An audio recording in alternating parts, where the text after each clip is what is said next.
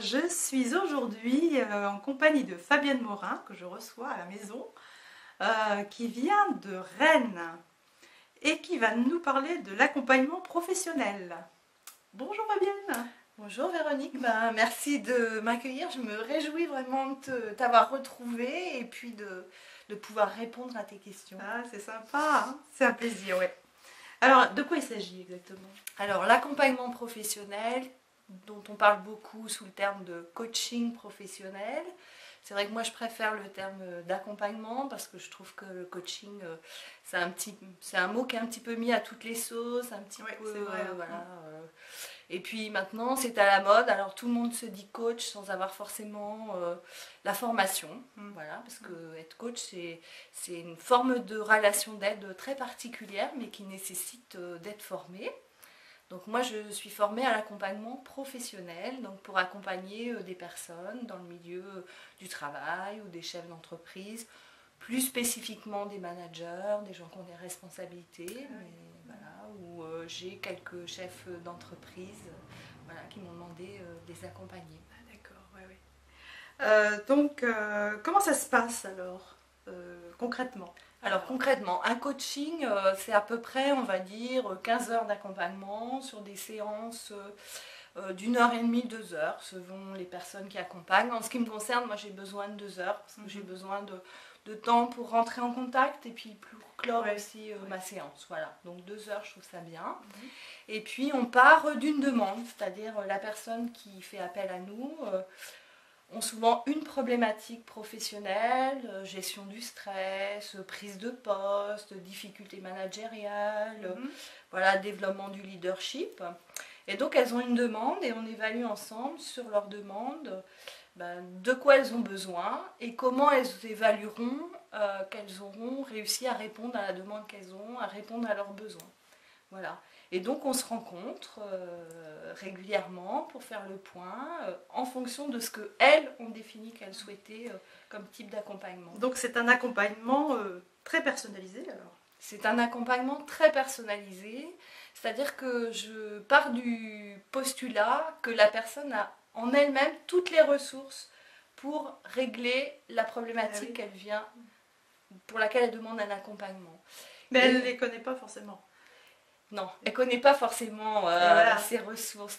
L'accompagnateur, il est là pour... c'est un peu un catalyseur, un révélateur des potentialités des gens. Ça c'est important, parce que les gens ne savent pas comment faire, souvent, c'est ça. Voilà, c'est comment on peut les accompagner. Et ce qui est intéressant dans ce type d'accompagnement, c'est qu'à partir du moment où on part du principe que la personne a toutes les ressources en elle, eh bien c'est beaucoup plus facile à mettre en œuvre, puisque les solutions qu'elle va trouver pour répondre à sa demande et à ses besoins, c'est des solutions qu'elle a en elle-même, et donc elle va plus facilement les mettre en place, puisque c'est quelque chose qui vient d'elle, et c'est pas un conseil. L'accompagnement de type professionnel que je mène, c'est pas du conseil, c'est surtout pas de la thérapie, c'est vous avez des potentialités, vous avez des ressources et je vous aide à les révéler. Voilà. C'est pas quelque chose de plaqué. Pas du tout, c'est du sur-mesure. On va donner la même chose à tout le monde, non. C'est du sur-mesure. Alors, selon les personnes, on fait appel à différents types d'outils. Voilà. Et puis, avec ces outils-là, on les aide à révéler qui elles sont, les ressources qu'elles ont, sur qui elles peuvent s'appuyer aussi, parce que parfois les gens ne pensent pas demander de l'aide, c'est pas toujours facile. Les gens restent seuls avec leurs problèmes. Tout à fait. C'est ça le gros problème peut-être déjà, le premier problème. Oui, et puis par exemple les managers, ils ne savent pas déléguer par exemple, alors qu'ils ont dans leurs équipes des gens qui ont des savoir-faire, des savoir-être, ils n'osent pas jusqu'où je délègue et comment, et ils s'aperçoivent en le faisant qu'en fait les choses fonctionnent, qu'ils sont beaucoup plus confortables dans leur poste et qu'en plus ils envoient de la reconnaissance aux gens avec lesquels ils travaillent. En impliquant les gens. En impliquant les gens, oui, tout à fait. Donc il faut qu'ils fassent émerger leurs compétences. Mais ils n'ont pas toujours... oui, ils savent pas faire, ils savent pas reconnaître, alors qu'ils ont tout autour d'eux, ils ont des ressources autour d'eux. Il faut s'ouvrir, quoi. Ouais. Voilà, tout à fait. Et là, à propos des outils, qu'est-ce que tu as comme outils? Évidemment, beaucoup, j'imagine, mais... Oui, nous sommes formés avec beaucoup d'outils, ce qu'on appelle la systémique, l'analyse transactionnelle, la Gestalt. Il y a beaucoup de choses. Après, il y a des outils très spécifiques qui sont utilisés selon les types de problématiques. Par exemple, les gens en transition professionnelle ou en termes d'orientation, il existe des outils spécifiques. Moi, je n'ai pas ces outils-là pour le moment. Moi, je travaille avec un très bel outil des pratiques narratives qui s'appelle l'arbre de vie. Voilà, pour les personnes qui ont un petit peu de mal à exprimer leurs ressources ou qui n'osent pas, parce qu'on ne se met pas trop en avant, ça ne se fait pas. L'arbre de vie, c'est un outil très créatif, hein, on dessine un arbre, voilà. Et dans cet outil, on note, donc la personne note que ce qu'elle a envie de noter. Elle note ses racines, pourquoi elle est là, qu'est-ce qui a fait qu'elle est ce qu'elle est aujourd'hui. Alors ça peut être une personne qui a été importante, mais quelqu'un de célèbre, un écrivain, une musique, un roman, etc. Tout ça, c'est ses racines, ce qui font qu'elle est là aujourd'hui. Il y a ce qui la nourrit au quotidien, ce qui l'aide à tenir droit, et puis surtout ce qui est intéressant dans l'arbre de vie, c'est le tronc, où là on retrouve les compétences, les qualités et les valeurs de la personne. C'est-à-dire c'est celles qu'elle s'attribue, mais c'est aussi celles que les autres lui attribuent. Et le fait de l'écrire et de le regarder, c'est vraiment très important. Et cet outil-là, une fois qu'on l'a construit ensemble, on l'affiche à chaque séance. Et dans les branches, c'est tous les rêves des gens. C'est tous leurs projets, tous leurs rêves. Et ce qui est intéressant dans ces espaces de séance, c'est que c'est un espace confidentiel. Donc ça, c'est la première chose de l'accompagnement professionnel, c'est qu'on ose. On ose nommer son rêve, on ose dire ce qu'on a envie et on l'écrit. Voilà. Moi, je crois que c'est un des grands problèmes des gens, c'est de ne pas oser. De ne pas s'autoriser à oser. Hein, c'est vrai que de manière générale, il y a beaucoup de gens qui n'osent pas. Et là, tu le vois vraiment. Moi, je leur dis, est-ce que vous avez des rêves? Alors, est-ce que j'ai des rêves? Oui, j'en ai. Mais quel rapport avec ce que tu vas faire là? Puis, les rêves, non, j'ai dit ça, mon mari m'a dit, mais non, ça, c'est pas possible. Ou on m'a dit, mais non, c'est pas possible. Mais c'est quoi votre rêve? Dites-le moi, ça sortira pas d'ici, même si c'est un rêve très fou, c'est quoi?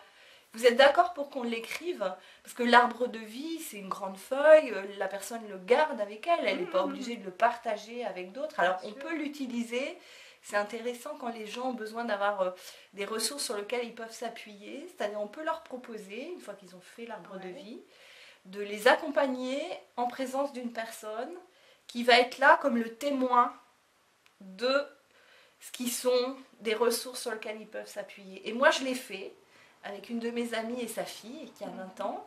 Elle voulait que je l'accompagne sur un petit projet, qu'elle considérait comme un petit projet, parce qu'il n'y a pas de petit projet. Et sa fille a été là, elle lui dit, mais pourquoi tu ne me demandes pas? Moi, je vais t'accompagner et je vais être garant que dans toutes les étapes que tu as définies aujourd'hui, que tu puisses les mettre en œuvre. Voilà. Et donc, elle avait un rêve, qui était un rêve de faire une formation, et elle n'arrivait pas à passer le cap. Et la personne qui était présente lui a dit, voilà ce que ça me fait de t'entendre parler de ça, de tes racines, de tes rêves, des ressources, des cadeaux de la vie aussi. Parce que les cadeaux, c'est pas que des choses merveilleuses, ça peut être un problème de santé qui fait qu'on va se reposer des questions et que ça va nous faire avancer. Redéfinir notre vrai plan de vie, entre guillemets. Voilà. Et donc la personne, elle a sous les yeux son arbre de vie et c'est que elle a ses rêves, elle a des gens qui peuvent l'aider, des ressources, elle a des qualités, ses valeurs. Les valeurs, c'est très important. Moi, je vois les personnes que j'accompagne actuellement, elles ont repris conscience qu'elles avaient des valeurs et que peut-être, parfois, lorsqu'elles avaient des difficultés relationnelles avec d'autres, c'était parce que c'était complètement antagoniste par rapport à leurs valeurs personnelles et j'en ai une qui me dit, mais maintenant, je repère quand il y a un petit peu quelque chose qui ne fonctionne pas avec une autre personne, je me dis, oui, mais dans ce qu'elle m'a dit, là, ça vient percuter une de mes valeurs qui est importante. C'est la sincérité, c'est l'authenticité, mais pour d'autres, ça va être l'honnêteté. Enfin, on a tous des valeurs qui sont importantes pour nous. Et les reconnaître chez soi, c'est aussi les reconnaître chez l'autre, quoi. Et en ça, c'est intéressant, je trouve. trouve. Et donc la personne, voilà, elle a son arbre de vie qu'elle garde, qu'elle peut partager avec son conjoint, ses enfants, avec sa meilleure amie. Voilà. Et pour moi, c'est un outil que j'utilise. C'est un outil de démarrage, quoi. C'est un outil de démarrage, voilà. Pour des gens ou n'ont pas une très bonne estime d'eux-mêmes, ou une difficulté à parler. Parce que l'accompagnement professionnel pour lequel je suis formée, c'est beaucoup du questionnement. Il y a des personnes pour qui le questionnement, c'est pas facile, l'expression, et donc passer par quelque chose de plus créatif, par du dessin. Moi, je fais dessiner aussi leur réseau, quand ils savent pas trop, mon réseau, je sais pas. Et ben on va dessiner, voilà, et telle personne, etc. Parce que souvent, les gens sont dans l'action, mais pas dans l'analyse. Ils voient qu'il y a des choses qui ne vont pas, mais comment résoudre le problème, quoi. Ça. Et nous, on dit, vous avez tout en vous pour effectivement pouvoir résoudre cette difficulté-là à ce moment-là. D'accord. Voilà. Et alors, comment en es-tu arrivé à ce travail-là, enfin cet accompagnement Alors moi, j'ai toujours été dans la relation d'aide. Moi, je suis travailleuse sociale de formation et j'ai accompagné des individus, des familles pendant plus de 20 ans. Voilà. Après, j'ai souhaité prendre des responsabilités, donc j'ai été manager, j'ai encadré des équipes, et à un moment donné, j'ai eu envie de retrouver l'essence de ce que j'étais, voilà, et de retrouver mon cœur de métier qui était l'accompagnement, et j'avais envie de faire profiter de mon expérience d'autres personnes, voilà, et c'est pour ça que je suis partie me reformer en coaching professionnel, donc accompagnement professionnel, voilà, pour accompagner des personnes pour catalyser un petit peu leur potentialité et puis les aider à se dire oui, j'ai des rêves et je peux les réaliser, puisque moi mon rêve, je suis en train de le réaliser, quoi. Et en fait c'est retour aux sources et en ayant clarifié vraiment vers où tu veux aller. Oui, moi je crois que tout ce qu'on a une mission de vie, voilà, je crois que la mienne elle est d'accompagner. Voilà, ça j'en suis persuadée. Clair, oui. Ça fait plus de 30 ans que je suis dans l'accompagnement et d'accompagner d'une manière différente. Donc je suis plutôt à vouloir accompagner des gens qui ont des postes à responsabilité, voilà, pour les aider sur des prises de poste, sur des changements d'orientation, sur des choses comme ça. D'accord. Et donc on disait tout à l'heure qu'il y avait beaucoup de personnes qui se disaient coach maintenant, c'est une mode. Et alors, donc au niveau de la formation que tu as reçue, qu'est-ce qu'il en est tu as une vraie formation? Ah oui, moi j'ai une formation universitaire. C'est-à-dire je suis passée par un diplôme universitaire, coaching, pratique de l'accompagnement professionnel. Ce diplôme universitaire, il est délivré dans quelques universités en France, voilà.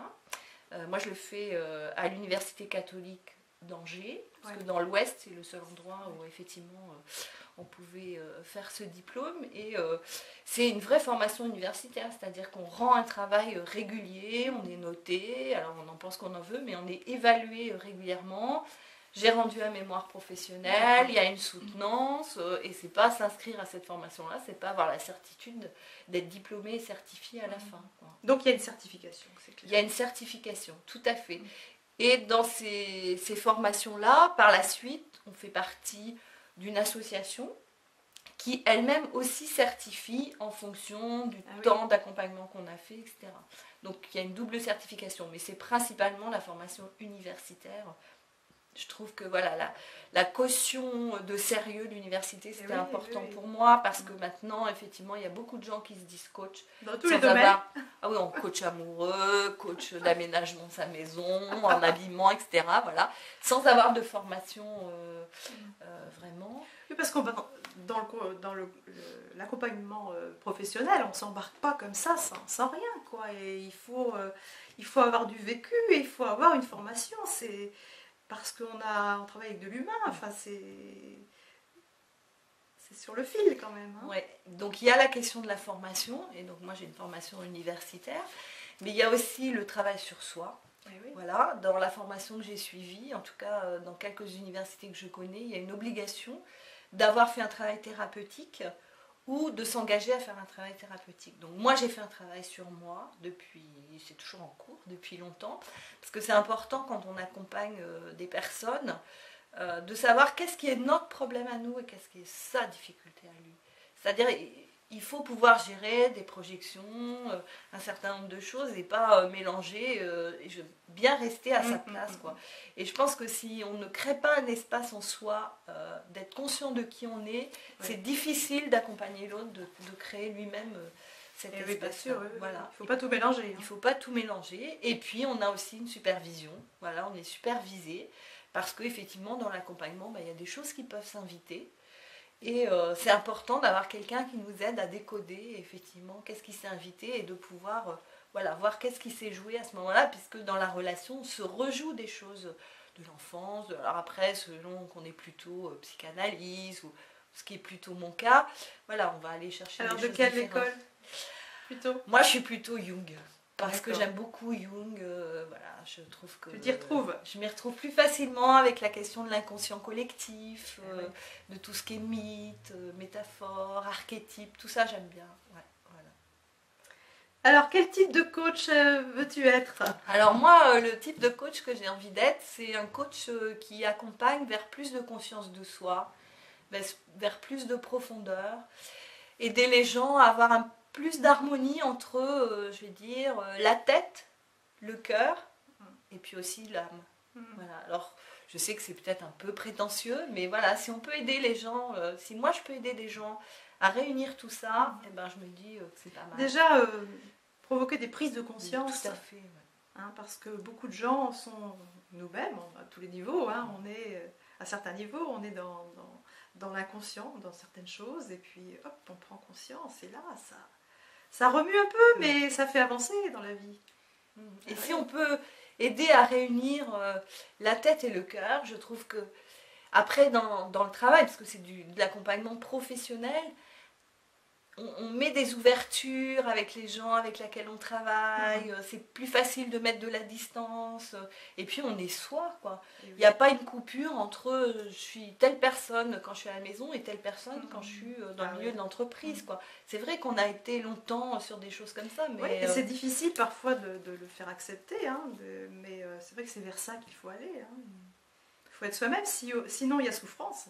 Et on parle beaucoup des risques psychosociaux et on développe des programmes dans les entreprises de qualité de vie au travail parce que effectivement, je pense que les gens, c'est pas des petits morceaux, quoi. Et moi, j'ai envie que les gens, ils soient bien avec toutes leurs facettes de tout ce qu'ils sont, quoi. Et dans leur travail aussi, quoi, parce qu'on passe quand même beaucoup de temps au travail, qu'on soit dans sa propre entreprise ou dans une autre entreprise, c'est la même chose, quoi. Et je pense que c'est important. Et c'est devenu un lieu de souffrance pour beaucoup de gens. Ouais. Il y a beaucoup de souffrance dans les entreprises, dans les collectivités, dans les fonctionnaires. Enfin, je crois qu'il n'y a pas trop de différence entre ce qui joue partout, quoi. Hein. Et je pense que si les gens peuvent se réconcilier avec toutes leurs facettes et être ce qu'ils sont vraiment, moi, si je peux les accompagner par rapport à ça, puisque les gens, ils viennent, ils ont une demande. Hein. Donc cette demande-là, elle est souvent, dans ceux que j'ai accompagnés, elle est souvent, mais qui je suis ? Qu'est-ce que je fais ? Est-ce que je peux être moi alors que j'ai un poste à responsabilité ? Jusqu'où je peux aller ? Est-ce que je peux rire avec les gens avec qui je travaille ? Voilà, on retrouve toujours le regard des autres. Tout à fait. Ouais. Ça, c'est difficile pour beaucoup. Oui, pour beaucoup de gens, parce qu'il y a beaucoup de jugements, et les jugements, c'est parce qu'il y a beaucoup de croyances et de choses qu'on ne sait pas. Il faut arrêter de juger. Oui, arrêtons de juger, de nous raconter des histoires, parce que dans l'accompagnement professionnel, on aide les gens à se raconter d'autres histoires. Voilà, c'est-à-dire leur dire, vous êtes raconté quelle histoire à ce moment-là ? Et vous ne croyez pas que ça peut être cette autre histoire ? Et les gens disent, ah bah oui, j'y avais pas pensé. Ben oui, parce que tout ce qu'on a vécu jusqu'à présent fait qu'on a un mode de fonctionnement, on se raconte souvent la même histoire. Or, les histoires, il y en a plein. Et il suffit de... Moi, je suis formée... C'est à construire. Oui. Moi, je travaille beaucoup en communication non violente. Je suis formée, je suis très... Voilà, Marshall Rosenberg, je trouve que c'est extraordinaire ce qu'il a créé. Les mots sont des murs ou peut-être des fenêtres. Voilà, c'est ça. Voilà. Et je trouve ça intéressant, lui il dit, aller sur la colline de l'autre. Aller sur la colline de l'autre. Et si on n'a pas repéré quelle était sa propre colline, on va avoir des difficultés à aller voir la colline de l'autre. Voilà. C'est passionnant, hein ? Oui, mais moi je suis une passionnée dans tout ce que je fais. Donc je continue à être passionnée par cet accompagnement. Et c'est vrai que Il y a des personnes qui m'ont fait confiance et je vois bien au fil des séances comment effectivement elles sont plus épanouies et comment elles peuvent voilà, atteindre les objectifs qu'elles se sont fixés. Quoi. Je vois vraiment des gens qui se transforment. Quoi. Et parfois en peu de temps. En peu de temps et sans avoir eu de conseils de ma part. C'est-à-dire par leur questionnement, voilà, elles ont elles-mêmes trouvé qu'est-ce qui leur faisait du bien, dans quoi elles étaient en zone de confort, comment elles pouvaient réaliser leurs objectifs ou accepter de renoncer à certaines choses, mais en tout cas en conscience. Voilà, parce que parfois on fait des renoncements, on fait des choix, et on n'a pas complètement assumé les renoncements qu'il y avait. Mais un renoncement, c'est un renoncement ici et maintenant, mais peut-être que dans 3 mois, les choses se mettront en place et qu'il y a des étapes intermédiaires. Il y a un cadeau derrière, hein, toujours. Moi, je pars du principe que la vie nous envoie plein de cadeaux, mais qu'on ne sait pas toujours les regarder et les voir comme des cadeaux. Et parfois, c'est des cadeaux un peu douloureux, un peu compliqués. Et en fait, quand on transforme cette énergie-là et qu'on regarde les choses en y portant un regard un petit peu différent, voilà, je trouve que les choses sont vécues de manière plus facile. Écoute, Fabienne, vraiment, c'était un plaisir. Hein, j'adore ce. Puis bon, c'est vraiment quelque chose de très très utile. Tu apportes vraiment de l'aide, quoi. C'est vraiment très, très important dans notre société que les gens soient bien, quoi. Avec eux. Avec eux, ouais. Et dans tous les milieux, dans leur milieu personnel, dans leur milieu professionnel, parce que si on fait effectivement de l'accompagnement professionnel, on sait que ça va avoir des répercussions sur la personne, au-delà, effectivement, de là où ils sont dans leur milieu professionnel. Donc, merci Fabienne. Merci à toi Véronique pour ce témoignage. Allez, au revoir tout le monde. Au revoir.